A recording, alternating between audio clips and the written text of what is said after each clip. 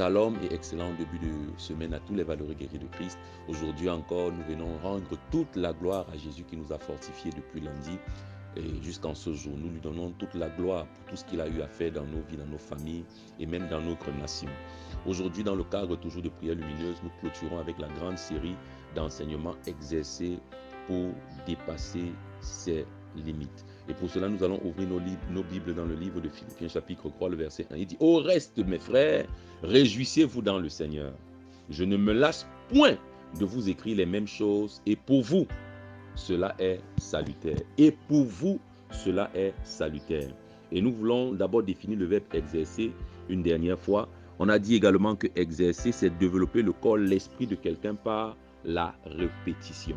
Alors, l'apôtre Paul va dire aux Philippiens: je ne me lasse point de vous écrire les mêmes choses. Je ne me lasse point de vous dire les mêmes choses, parce que l'apôtre Paul connaît le pouvoir qu'a la répétition. En réalité, lorsque tu as une information une fois, ta mémoire peut ne pas garder cela, ton esprit ne peut ne pas saisir le véritable sens de ce que tu vois ou de ce que tu as reçu. Mais lorsqu'on te ramène la même chose constamment sur la table, cela va finalement s'imprimer en toi. Pourquoi? Parce que tu finiras par contempler ce qu'on présente régulièrement devant toi. Et si tu contemples réellement ce qu'on présente devant toi, tu finiras par ressembler à ce que tu contemples.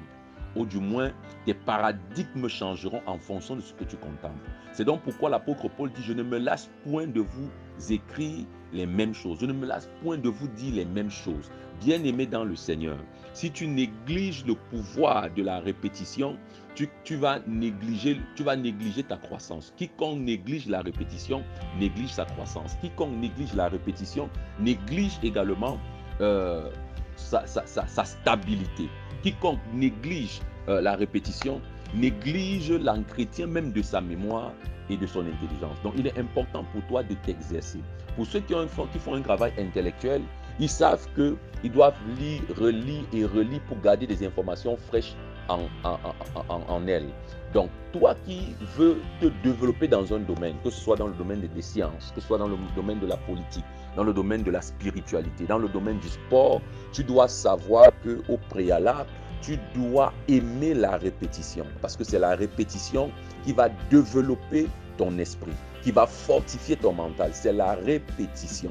Au moment où les gens se découragent, c'est parce que quelque part, elles ont oublié les promesses qui sont attachées à ce pourquoi elles ont commencé à payer le prix. Quand tu connais la valeur du prix à gagner, tu n'as pas peur du prix à payer, nous a dit mon Père spirituel. C'est donc important pour toi et moi de souvent nous exercer. Exerce-toi dans le lieu secret, et lorsque Dieu te présentera, tu seras juste une merveille.